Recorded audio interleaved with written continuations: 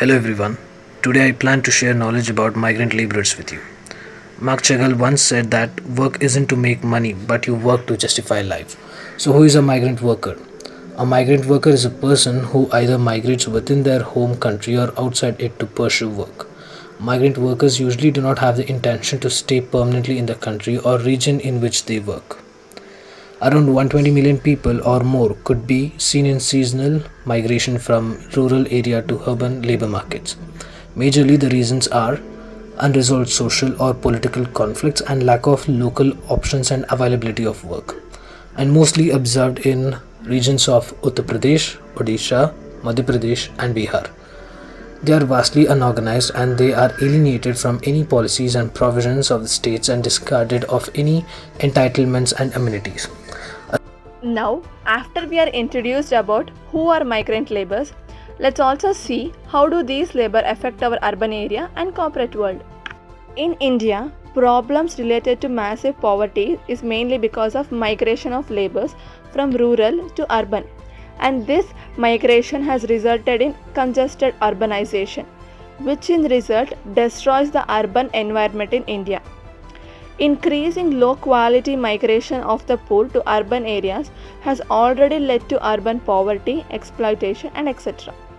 As most of the migrants are poor, landless, illiterate, and lack of basic skill, they fail to get job in the capital intensive corporate world.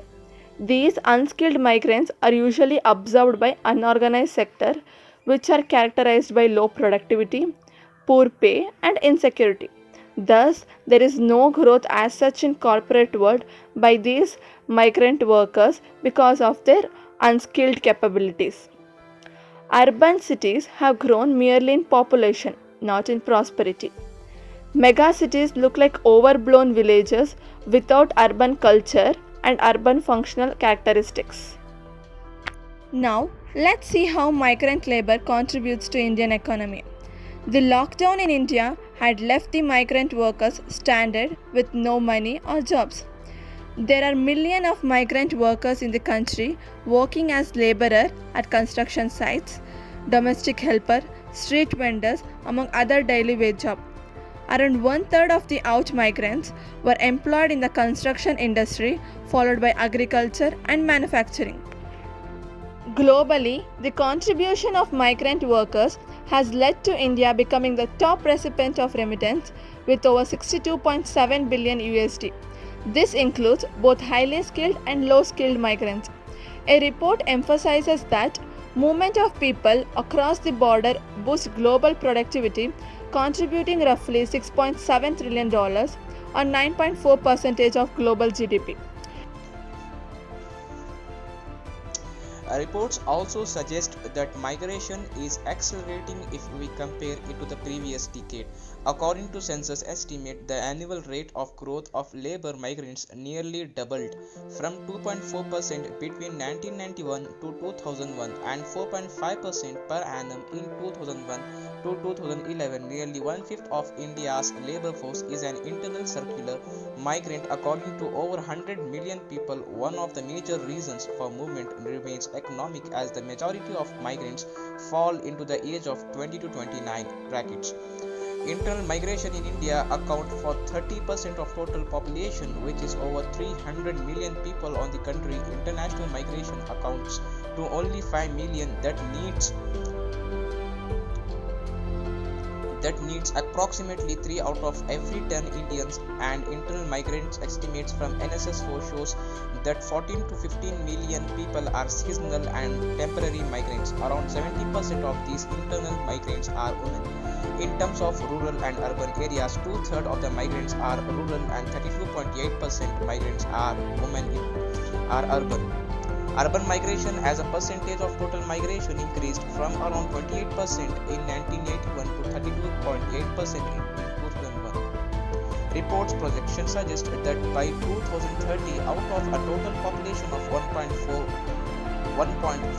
billion Indians, over 600 million people may be living in urban areas. In terms of state data, states like with the Uttar Pradesh, Bihar, Chhattisgarh, Uttarakhand, Jharkhand, Rajasthan, Madhya Pradesh, Andhra Pradesh and Tamil Nadu are key sources of out migrants' top destination states for immigrants include Delhi, Maharashtra, Gujarat, Haryana, Punjab, and Karnataka.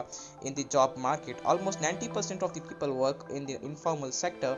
The current pandemic that led to a lockdown from March 25th has the potential to push around 40 crore informal sector workers in India deeper into poverty that adversely impacted jobs and earnings. If all the states had implemented the Interstate Migrant Workers Act 1979 faithfully, they would have had full data on immigrant workers in regard to their home state and other particulars. So, the things that could be done for the betterment of migrant laborers are: first, preventing workers falling into wrong hands.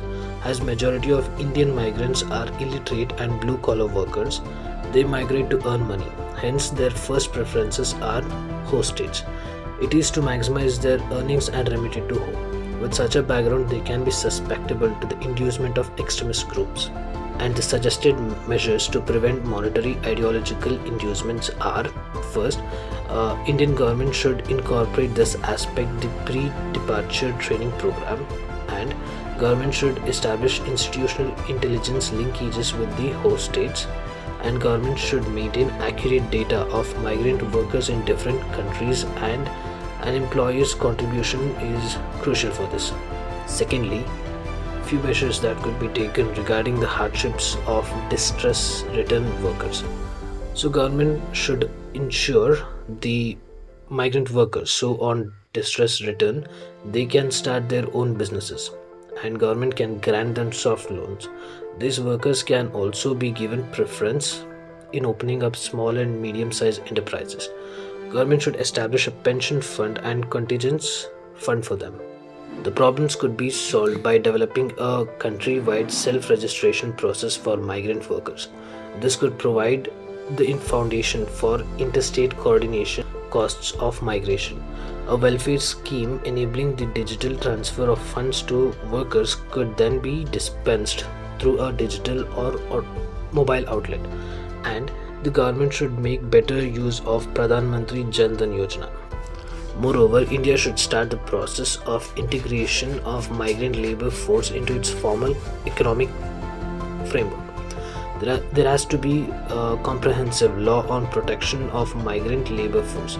Rather than giving subsidies like food grains, it must provide safety net in form of monthly allowance by direct benefit transfer, insurance policies at low cost, occupational safety, skill enhancement schemes.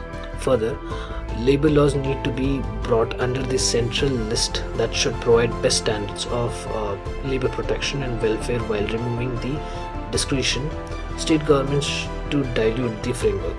Somehow there has to be coherence and coordination between center and state governments for regulation of labor law. Finally, concluding that the labor laws need to look not only into implementation of well-established standard laws, but also look into the ever-changing scenarios such as COVID-19 induced work from home affecting the employee's mental, physical, and monetary impact.